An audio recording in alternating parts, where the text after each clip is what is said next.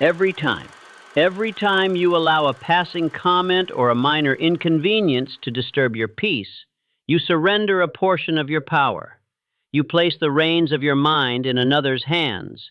But I tell you this, the most unshakable men among us are not spared from trouble. They have simply learned to govern their response. Picture, if you will, a man who walks through life untouched by the opinions of others, unmoved by unexpected delays, unshaken by criticism or failure. He does not fall into fits of anger. He does not dwell in overthinking. He holds himself in command, in mastery. This is not a dream, it is a discipline. Once you acquire the ability to train your mind to behave as though nothing can disturb it, you cease being a servant to your emotions and instead become their master. And once you master your emotions, no man, no circumstance shall ever rule over you again. Life, my friend, is loud. It is filled with interruptions and irritations, frustrations and judgments. The world is tireless in its attempts to distract, provoke, and obstruct, but true strength is born not in reaction, but in stillness. It is not the man who shouts the loudest that commands the room. It is the man who does not flinch while the room burns. The moment you allow the outer world to determine the condition of your inner world, you become a puppet whose strings are pulled by strangers. But if you train yourself to remain composed, unshaken, unbothered, you seize back the strings. You become the one who moves with purpose while others stumble in confusion. The world bows not to the restless, but to the steady. It respects the man who can walk through fire without a tremble in his voice. He speaks not always with words, but with presence. He does not react. He responds. Think of the great men of history, the leaders who altered the course of nations. These were not men who lashed out at every slight or raised their voices at every insult. No, they held themselves like stone. They answered chaos with calm. They carried an aura that said, without speaking, "You cannot move me." That, dear reader, is the power of controlled indifference. There is a philosophy in the writings of self-mastery that says, thought always precedes action, and it is true. That which you allow in your mind, you become. If you make a habit of emotional reaction, the world will press your buttons endlessly. But if you develop a quiet strength, a resolve that cannot be bent, you will find the world adjusting itself to you. Suppose a man insults you in the street. Most would burn with anger. They would feel the need to retaliate, to defend their name. But what happens when you simply smile, tip your hat, and carry on? You rob him of his power. He anticipated a battle, but you gave him silence. Now he must wrestle with the weight of your calm. Meanwhile, you walk away, stronger than before, unshaken, unmoved. This, I say, is the mark of true dominance, not loudness, not violence, but stillness. Let us imagine a man confronted with failure. A door closes, a plan crumbles, an opportunity vanishes. The average man laments. He curses his misfortune, wallows in disappointment, and drifts into idleness. But the man who has trained his mind to remain above the din of temporary defeat, he sees differently. He sees a lesson. He sees correction. He sees a stepping stone, not a gravestone. It is not failure that destroys a man. It is the belief that failure defines him. You must learn to treat each disappointment as a messenger, not an enemy. For within every setback lies the seed of redirection, and only the calm of mind can recognize it. But how, you ask, does one acquire such calm? How does a man remain unmoved while others rage or collapse? It begins always in the temple of thought. Before you react, pause. Train yourself to consider, is this moment worthy of my energy? Does it alter the course of my greater purpose? 9 times out of 10, you shall find the answer is no. And when you choose silence over reaction, poise over passion, you forge a strength that is not easily disturbed. This discipline is not born in a single day, but rather in the quiet repetition of control. Moment after moment, decision after decision, you are building an armor, an invisible barrier that protects your peace. Another mighty tool in this pursuit is the power of mental imagery. Close your eyes and envision the man you wish to become. See him standing tall, unmoved by insult, unbroken by pressure. See how he walks into the world with certainty and grace, as though nothing could bend his frame. This image, if rehearsed often enough, will become not just a fantasy, but a reality. The mind believes what it sees repeated. Let men wonder why you do not flinch. Let them puzzle over your silence when others would shout. For in that mystery you hold dominion. People revere what they cannot shake, what they cannot predict. And the man who cannot be disturbed, he becomes legend. Power, in its truest form, is not noise. It is not domination, nor the clamor of boastful words. No, real power is found in presence, a presence so commanding it requires no defense, no justification, a presence built upon mastery of self, upon the iron grip of mental discipline.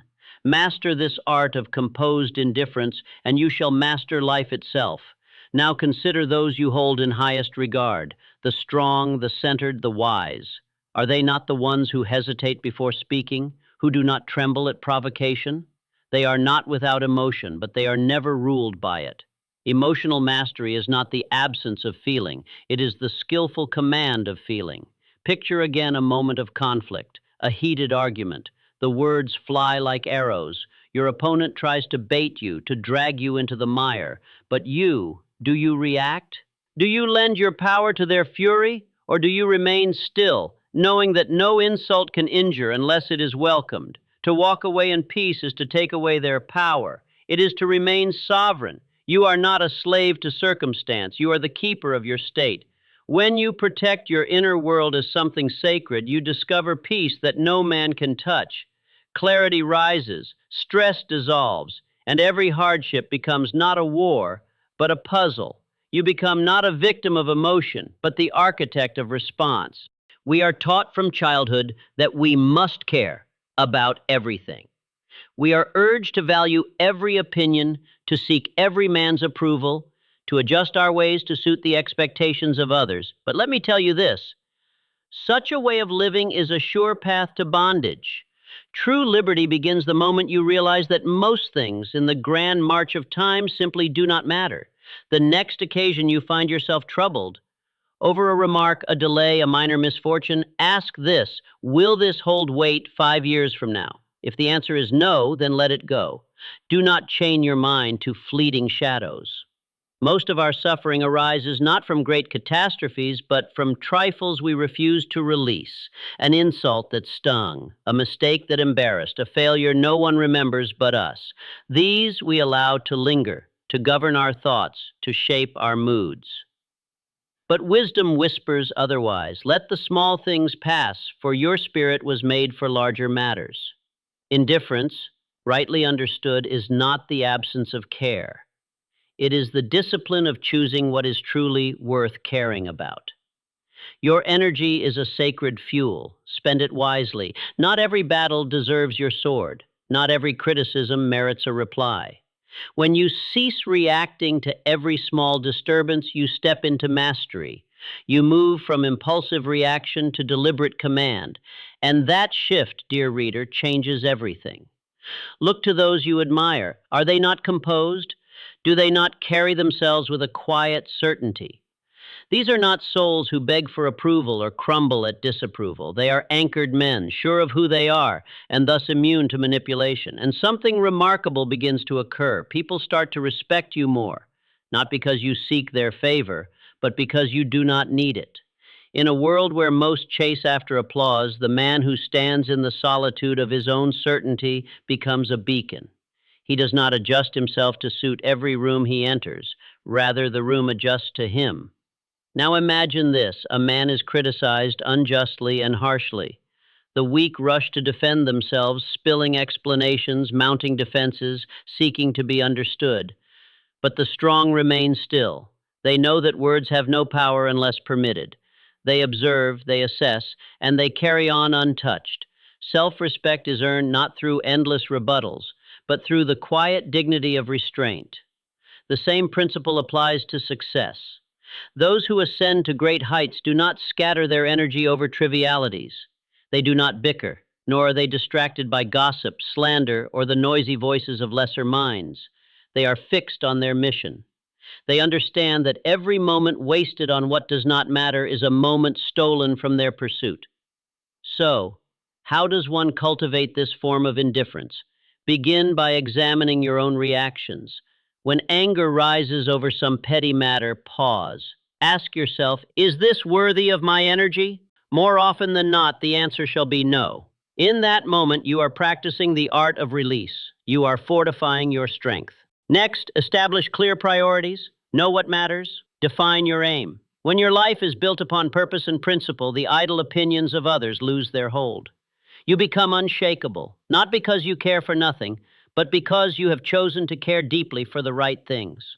This, my friend, is a secret known to few, that true power is not in the approval of the crowd, but in freedom from its rejection.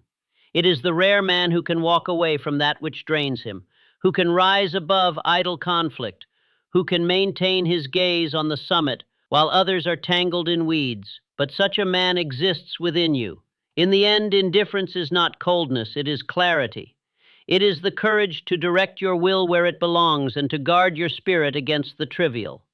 And when you master that art, you do not merely endure the world, you rise above it. The desire to be approved, to be accepted, to be praised, it is a trap well disguised. It places your peace in the hands of others and makes you a beggar before their judgment. Let it be known, no man's opinion of you should ever outweigh your own. The moment you allow another to define your worth, you relinquish command over your destiny. True confidence, real strength, is not granted by applause. It is born of self-reliance. It is forged in the silence of your convictions when you look upon yourself and say, I am enough. Think of the most compelling men you have ever encountered. Were they not men who needed no permission to be themselves? They walked not in search of approval, but in possession of purpose. They stood tall, even when misunderstood. Their power resided not in perfection, but in their refusal to shrink. Why then do so many chase after the favor of others? It is fear, fear of disapproval, fear of rejection, fear of standing alone. But I tell you plainly, the more you seek to be accepted by all, the more you abandon your own soul. You bend, you mold, you twist yourself into shapes that were never meant for you. And in doing so, you betray your birthright. Freedom, true and lasting freedom, comes when you no longer need to be liked by everyone. Let go of this illusion. No matter your deeds, your words, your aims, there will always be critics. Some will cheer you, some will scorn you, and many will not notice you at all. So why exhaust your life trying to please them? Look to the great change-makers of history. They did not rise to prominence by conforming. They did not dilute their vision to win favor. No, they were led by fire. They were driven by purpose. And though they were mocked and doubted, they continued untouched by opinion, unshaken by ridicule. Their certainty was not built on shifting sand, but on self-belief, firm and deep. If you wish to escape the approval trap, begin here. Ask yourself whose voice truly matters. You will find more often than not that the loudest critics are strangers to your struggle. They do not walk your path, they do not share your burdens, and thus their words carry no true weight unless you give it to them. Then learn to affirm yourself, recognize your progress, honor your own efforts, no matter how small. When you build the habit of self-validation, the cheers of the crowd become unnecessary. You are not moved by their silence, nor inflated by their applause. You know who you are, and that knowledge is enough. To detach from the need for validation is not to become arrogant. It is to become whole.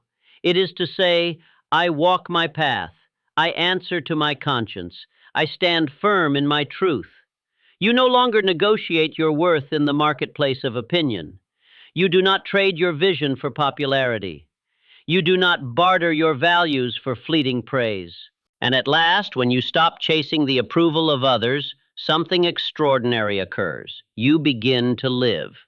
No longer do you filter your thoughts, your dreams, your voice through the expectations of others. You become bold. You become honest. You become free. Not all will understand you. Not all will support you. And that is as it should be. The ones who matter will see your fire and respect it, not because you begged them to, but because you never needed to. So choose yourself. Walk in your truth. Let go of the hunger to be accepted by all. For the man who accepts himself fully and without shame becomes untouchable. not because he possesses the world's approval, but because he no longer requires it. Criticism. Sooner or later it shall come. Whether merited or not, it will find its way to your ears.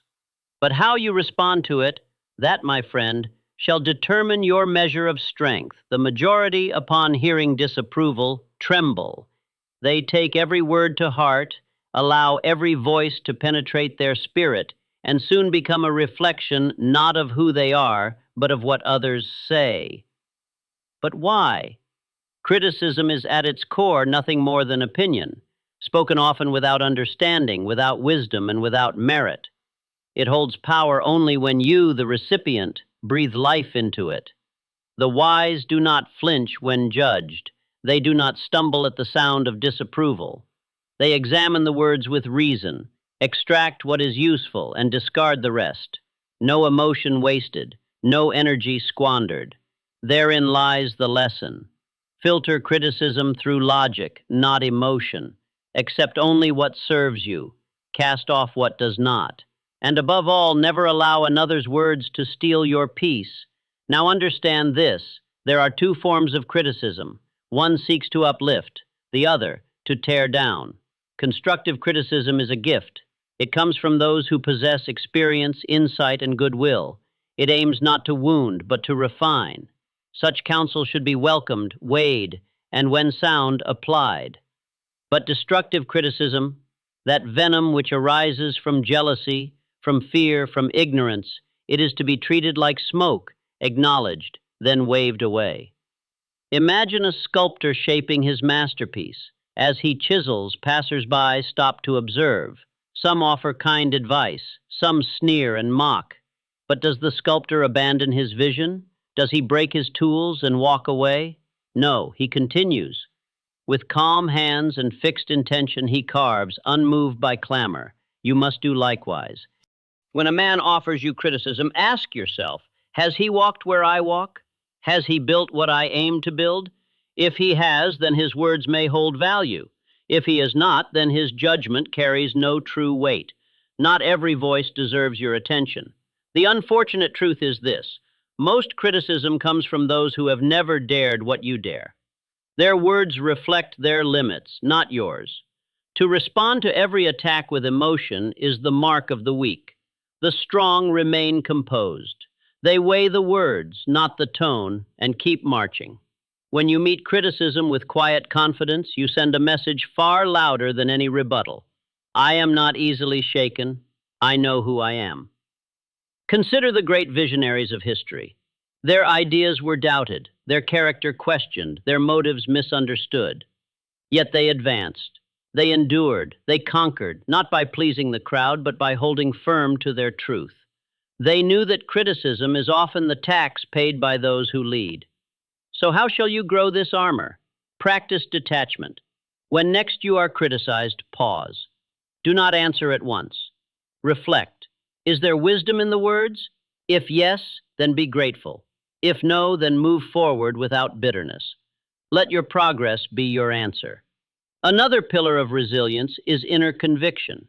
When you believe in your mission deeply, immovably, the voices of the world fade to whispers. You become immune to shallow attack. Your confidence radiates not from validation, but from your foundation. Understand this.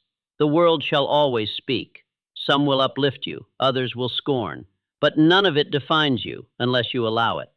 The mark of greatness is not in avoiding criticism, but in rising above it. The strongest do not fear judgment. They use it where it serves, and they disregard it where it does not. They remain steady while the world barks around them. So the next time a voice rises against you, remember, it is only noise. Learn what you must, then keep walking. Pressure reveals the truth of a man. Some bend, some break. But the strong, they remain composed. Why? Because they prepared themselves long before the trial arrived. They did not wait for the storm to test their balance, they cultivated it in the calm. You see, pressure is not an accident, it is not a misfortune, it is a certainty, and the wise do not resist it, they expect it. The secret lies in this. Detach yourself from the illusion of control. Understand this well. Life will not follow your script. People will disappoint. Plans will falter. Challenges will come uninvited, but none of these need disturb you. If you are master of your inner realm, most men are shaken by pressure because they demand smooth roads. They expect ease. They hope for perfection. And when reality dares to disagree, they panic, they rage, they retreat. But the prepared mind does not crumble.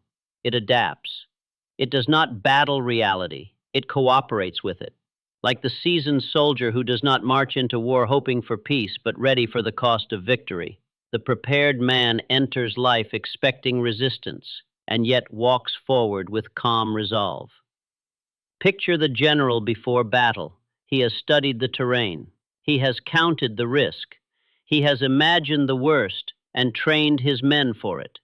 So when the conflict begins, he does not shout in fear. He commands with strategy. This is how you must meet pressure. When the world tests you, when it tightens around you with delay, with rejection, with loss, pause, breathe. Do not react, respond, with clarity, with precision. There is no greater strength than command over self, no higher victory than keeping one's mind steady when all else wavers. The man who needs everything to go his way is fragile. But the man who expects nothing and prepares for all, he is indestructible. So change your view of pressure. It is not your enemy. It is your proving ground. It is the arena where the disciplined rise and the untrained fall. Study those who lead with calm. Their faces do not betray distress. Their actions are measured. While others tremble, they think. While others scatter, they organize. Their advantage is not luck, it is practice. They have rehearsed in their minds the chaos that others fear. They have trained themselves not to be ruled by emotion, but guided by reason. This too can be your way. Begin with your perspective. When pressure arrives, see it not as misfortune, but as the appointed hour to reveal your strength. Tell yourself, this is my moment. This is my test, and rise to meet it with stillness. Another tool of the strong is preparation. The wise do not rely on fortune, they rely on readiness. Mentally rehearse the days when things may go wrong, consider the obstacles that could appear. Train your thoughts to remain steady in advance. For the man who is prepared cannot be caught off guard. He is not a victim of surprise, he is a strategist, a commander of circumstance. Most men drift through life untrained. They lean upon hope instead of discipline. They are unready, and so they fall. But the man who has sharpened his mind, who has welcomed resistance as part of the journey, he remains standing when others collapse. So when pressure builds around you, remember this. You were made for this moment. While others panic, you shall breathe. While others react, you shall calculate. And when the storm has passed, they will look for who endured, and there you will be, untouched, unshaken, and unbreakable. Much of the suffering men endure does not come from what happens to them, but from their refusal to release what they cannot command. They cling to expectations, to outcomes, to people who have chosen another path, and in that grip, they crush their own peace. But hear me now. True strength, mental, emotional, spiritual, begins when you learn to let go. Consider the river. It does not demand the rocks to move. It does not rage against the bends in its course. It flows, around, over, beneath, but always forward. It adjusts, and so must you. There will be disappointments in this life. The letter that never arrived, the hand that pulled away, the plan that crumbled. But no amount of anguish can undo what is done. You may protest, you may resist, but in doing so, you only prolong the ache. Letting go is not weakness, it is wisdom. It is the shift of your focus from what lies beyond your power to what lies squarely within it. When a man binds his happiness to things he cannot command, he becomes fragile. He is like a ship anchored to a drifting cloud, always moving, never stable. But when he anchors to what he can govern, his thoughts, his actions, his purpose, then no storm can carry him away. The strongest men you know are not those who fight against what is already past. They are those who have made peace with it, who have understood that pain is not always a punishment, but often a redirection. They have mastered not life, but their response to life. You must do the same. Stop demanding the world bend to your preferences. It will not. But you can bend without breaking. You can release without losing your soul. You can grieve without surrendering your future. Ask yourself when you feel control slipping, is this mine to direct? If the answer is no, then let it go. Redirect that sacred force within you towards something that builds, that restores, that uplifts. Energy is not infinite. Do not pour it into a hole that gives nothing in return.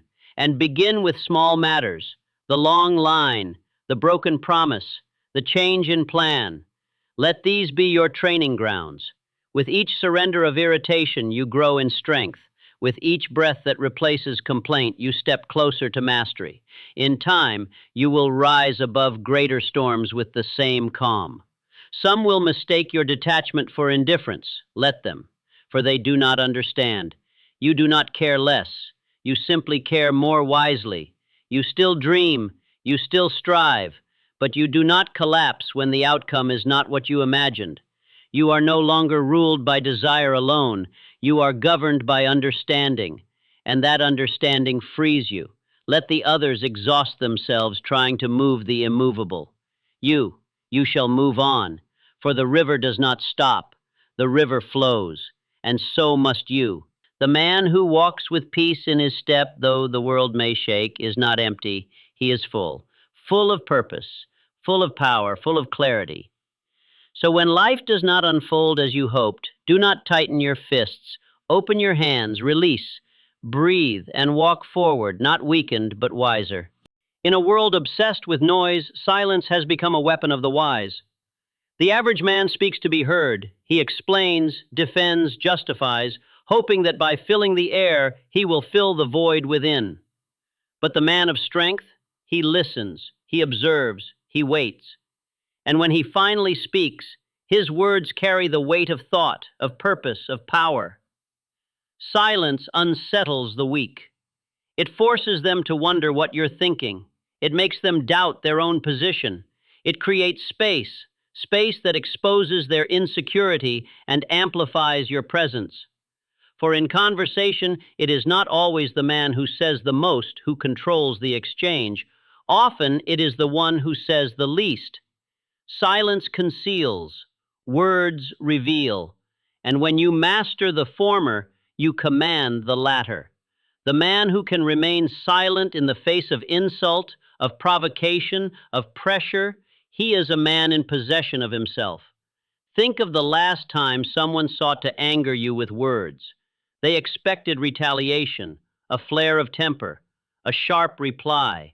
But what if you gave them nothing? No reaction, no emotion, only stillness. You steal their weapon. You deny them victory. They are left with their own echo, disarmed by your composure. This is not passivity, it is strategy. Even in negotiations, silence is leverage. When the other party makes an offer and you respond not with eagerness, nor with protest, but with pause, they begin to question. They second guess. They rush to improve the deal, to fill the space you command by saying nothing. That pause, that moment of silence, it is power. The same applies in everyday life. The one who controls his tongue controls the temperature of the room. He does not waste breath on the trivial. He does not dilute his message with excess. When he speaks, people listen, not because he demands attention, but because he does not give it away cheaply. Learn this discipline. Do not speak unless you intend to add value. Do not respond simply to prove a point. Hold your silence as a sword. Draw it only when the time is right. And in moments of high emotion, when anger burns, when pride stings, when fear whispers, say nothing. Let the storm pass before you speak. There is no greater mark of discipline than a man who can withhold his voice when every impulse begs to unleash it. Consider the great leaders, the true influencers of history. They were not the loudest. They were not the ones who fought every battle with words. No, they chose their moments. They let others speak first, and when they finally answered, they did so with command. This is your aim, not to win arguments, but to command respect. And make no mistake, Silence is not weakness, it is the height of restraint. It tells the world, I do not need to prove myself, I know who I am. So the next time you are baited, tempted to react, to respond, to explain, don't remain still. Let them wonder. Let them expose themselves while you remain shrouded in discipline. In an age where everyone rushes to speak, the man who waits becomes the one they listen to. Master silence, and you master control. Your mind is your battlefield. The thoughts you permit, the fears you entertain, the doubts you allow to settle, these are your enemies. And if you do not master them, they will master you. Strength of mind is not the absence of struggle, but the refusal to surrender. The man of power does not live without temptation or doubt. He simply refuses to be ruled by them. To build a mind that does not waver, you must train it daily. As the blacksmith hammers the blade to hardness, you must strike your thoughts into order, again and again. Gratitude to cleanse the spirit of complaint. Discipline to overcome the pull of comfort. Detachment to lift yourself above needless pain. Each is a weapon forged by repetition, not by wish. Do not wait for crisis to find your strength. Build it now, in the quiet hours, in the small decisions, in the hidden victories no one applauds. Most men are captives of their emotions. They react in haste. They fall prey to frustration. They speak from fear and move from impulse. But the one who trains his mind, he responds with wisdom. He pauses when others panic. He stands firm when others scatter. And because of this, he governs not only himself, but the outcome. This is the thinking of warriors, of leaders, of those who refuse to be governed by the wind. Understand this truth. Mental resilience is not granted, it is earned, and it is earned in the furnace of daily effort. It is found in rising when you wish to rest, in choosing silence over argument, in advancing when weariness says stay still.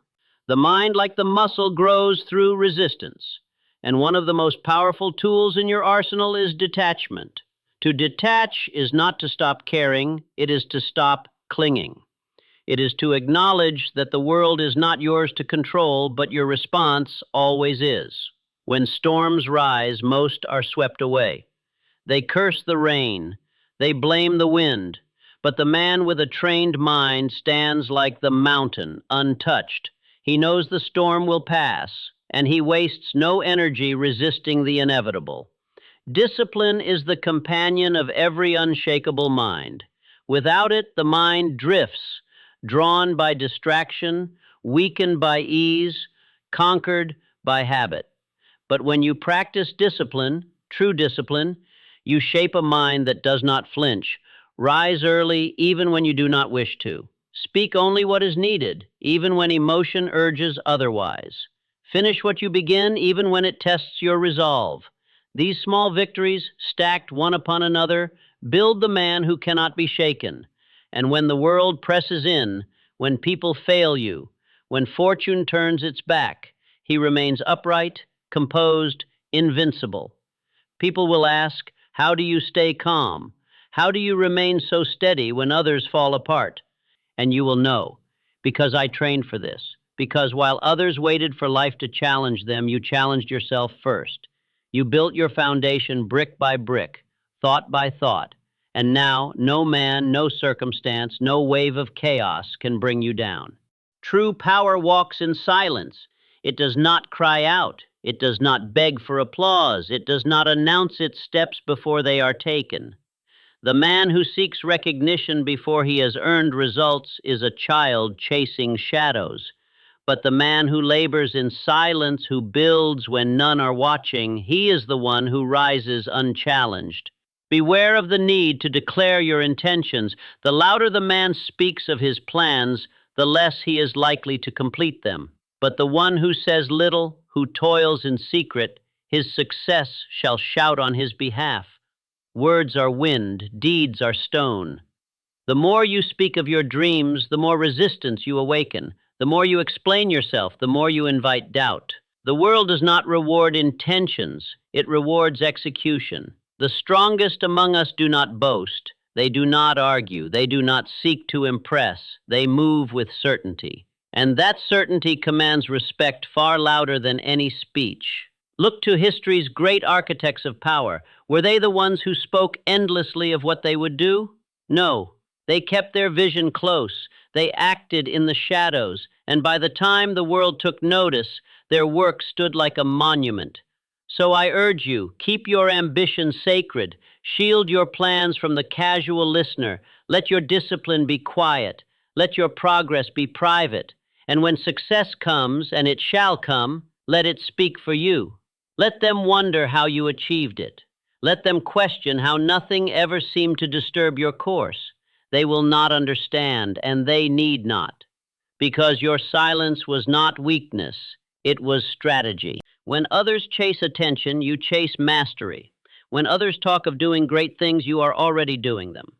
If you feel the urge to prove yourself, resist it.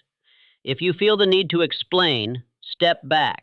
If you hunger to be noticed, go deeper into your work. Success is not found in the noise. It is found in the quiet moments, when no one is watching, and you choose to persist anyway.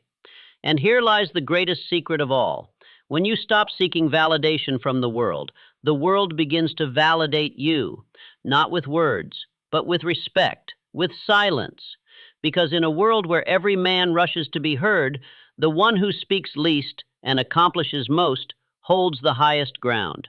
So move in silence, build in secret, grow in the shadows, and when the time is right, let your results rise like the sun, undeniable, radiant, and needing no explanation.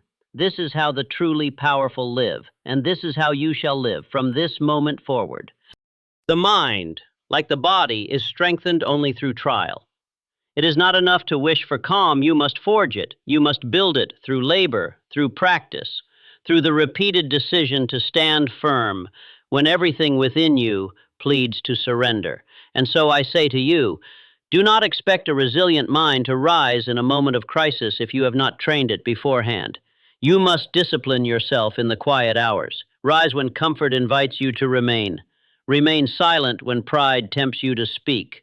Advance when fear whispers, turn back. This is how mastery is earned, not by declarations, but by consistency. Those who are ruled by their emotions are easy to sway. They are driven by impulse, scattered by delay, crushed by hardship. But those who have trained their minds, they are immovable. They are not disturbed by the noise of life, for their focus is fixed and their spirit anchored.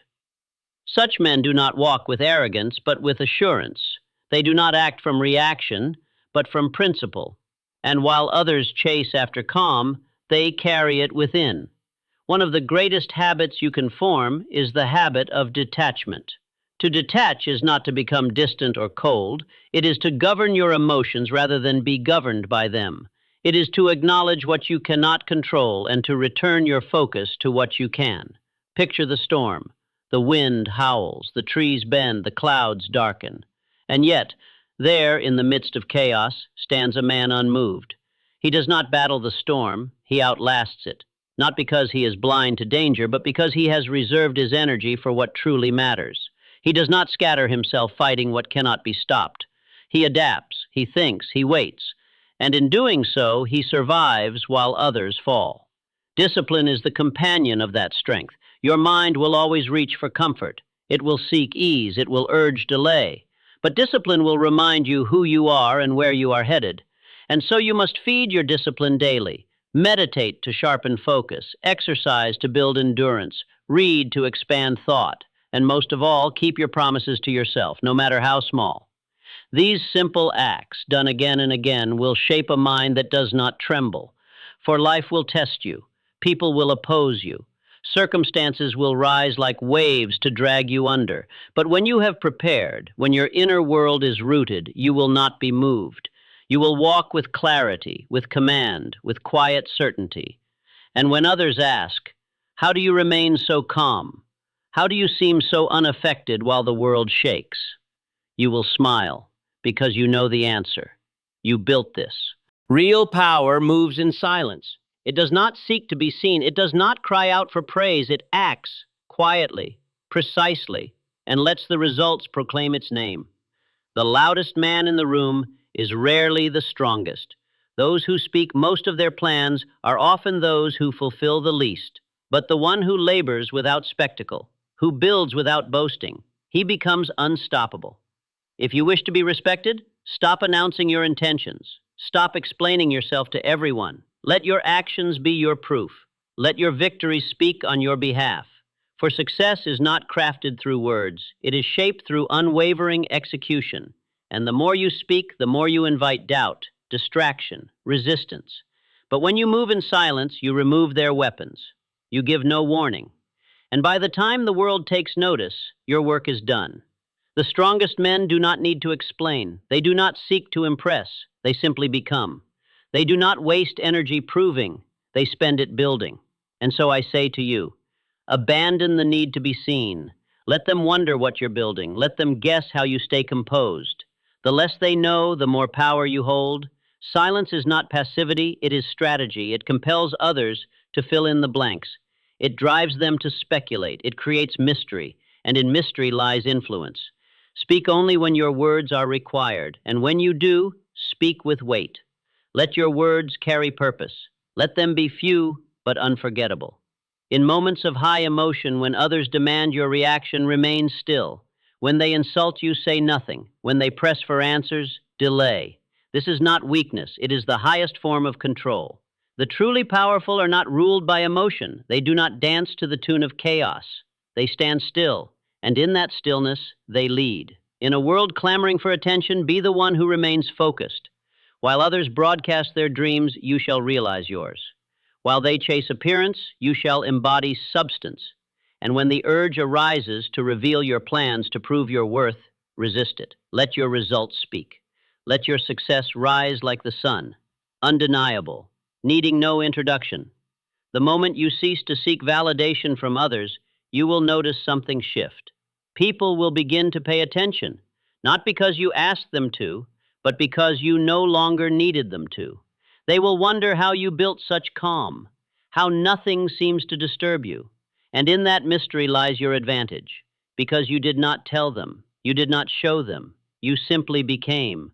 And that, my friend, is how you master the game, not through noise, but through silence.